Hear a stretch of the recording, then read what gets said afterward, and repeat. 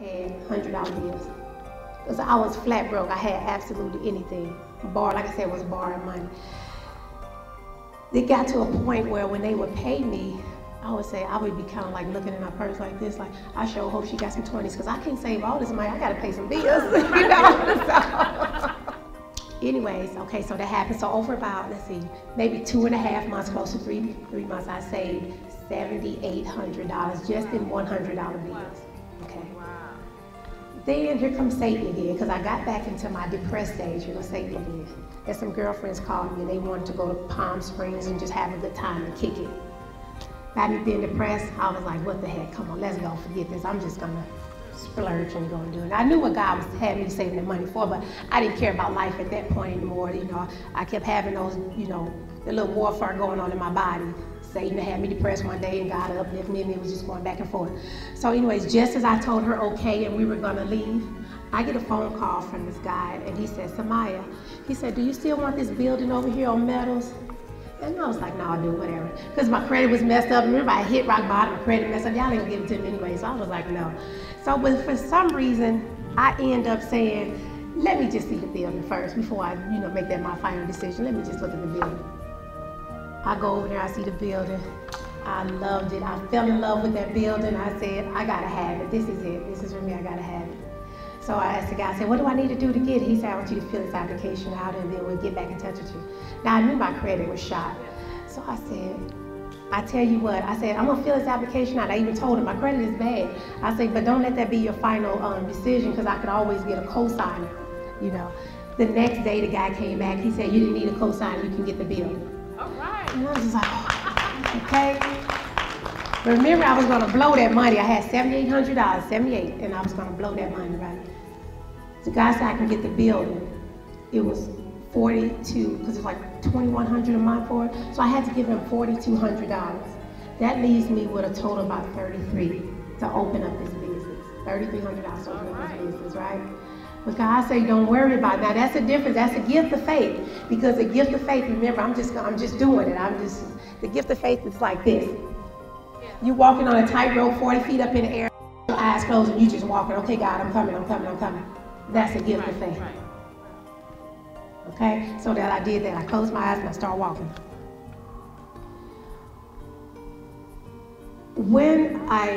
After I got the building, the first thing I started looking for was these kind of chairs like this, waiting room chairs. And I wanted a blue, and I wanted a particular blue. It was kind of like a steel grayish blue looking color. The reason why I wanted that particular blue color was because my mom, she showed me a dream. That was the only dream that I ever had of her. She showed me a dream, and in her house, it was just all blue. Everything was blue, the sky, the walls, the floor. And I was like, Granny, why do you paint everything in here blue? But she said, Samaya, I'm happy. I don't want to come back. I'm at home. I'm good, you know. So I was like, okay, but still, why is everything blue? So anyway, so I looked at that and I said, okay, maybe God's trying to tell me something, everything was blue. So now I went looking for these blue chairs. These chairs was costing anywhere from $115 to $89 used. I went everywhere looking for these chairs and I could not find. I needed maybe about 25 of them. So I'm here after being out all day long. I went into this hotel liquidation place and I seen some chairs that I liked. No, I take it back, I take it back. I was leaving, and the young man came over to me and he said, ma'am, can I help you? And I was like, no, that's okay, and I'm tired, and I was really trying to brush him off. I said, no, that's okay. I said, besides, I don't see anything in here that I like anyways. He said, what are you looking for? I said, some blue chairs. I said, but don't worry about it, because even if you had it, you wouldn't have it, you know, you won't have the amount that I need, because every chair in there had like 1 or 2 everything. He said, well, we got some stuff in the back. Let me just go and look. So he went back there and he brought these 2 chairs back. And there were 2 chairs that was identical color. The color was perfect. But one was just a vinyl and the other was cloth. So I said, oh, these would be perfect. I could use that vinyl chair right there. So he said, how many do you want? I just said, how many do you have? Because I'm just assuming you only had 5 or 6. And he said, well, ma'am, just tell me how many you want. And so I said, okay, I need about 25 of them. He said, is that all? Girl, the man went back there and got all those chairs, and I think he charged me like $400 for all of them. All right. Okay, remember I told you you want $89 a piece, that's the cheapest. He charged me $420 for all of those chairs. But you are the master of your own mind. You're the master of your own fate. It's up to you. If you think you can't, you probably won't. If you think you can, you probably will. Design your life the way you want to design it. It is just as simple as that, I promise you. Just as simple as taking out a piece of paper and designing your life the way you want it. So when you find yourself feeling like you don't fit in and you're alone in this world, just know that God is really working with you. Amen. Know that He's really working. Because success, let me tell you, success goes like this.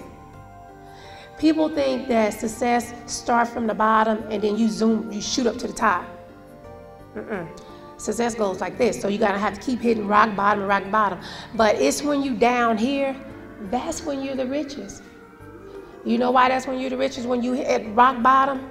Because all you're doing, you sitting around and you thinking about ways to get rich. You thinking about those ideals are starting to flourish. That blood is flowing and you creative. When you're broke, you're creative. And I know you heard people say, oh, my lawsuit money come in, I'm doing this, I'm doing this, I'm doing this. The minute they get that money, everything they thought they was gonna do when they was down here, it just went out the window. They didn't forget all about it. But when they was down here, they had so many bright ideas. So when you're down here, you guys, that's when you're most creative. When you get desperate and you don't know how to feed your kids, something out of somewhere is gonna kick in and it's gonna give you an idea of what to do.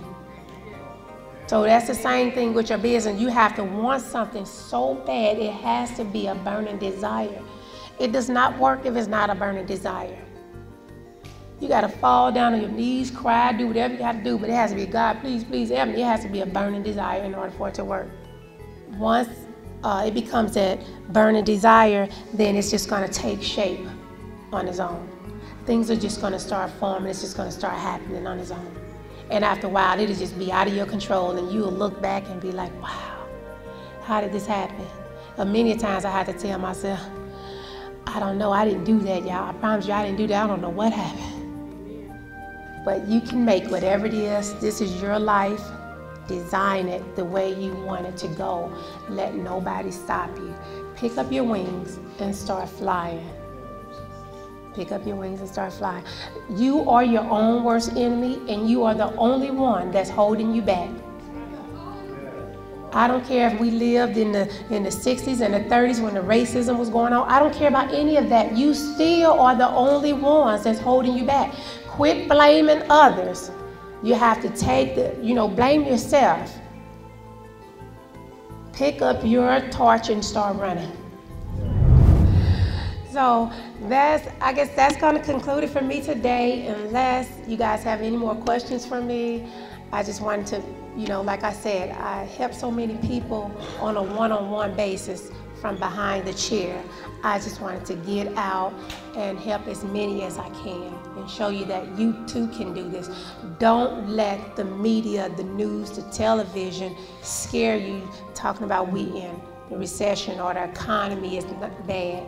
Because like I say, every time you go to the malls, to the stores, people are still traveling, people are still doing everything, so people are still spending too. So you go out and get yours. It might be a little harder than it was a few years or so ago, but that's okay. You're gonna have to get your running shoes on. And only the strong is gonna survive anyways. So if it's something you want, if it's that burning desire, you're gonna make it happen. If it's not a burning desire, then oh well. Don't let education stop you. Don't let fear hold you back. Just get your shoes on and start running, okay? All righty then. Thank you guys for coming out. I appreciate you.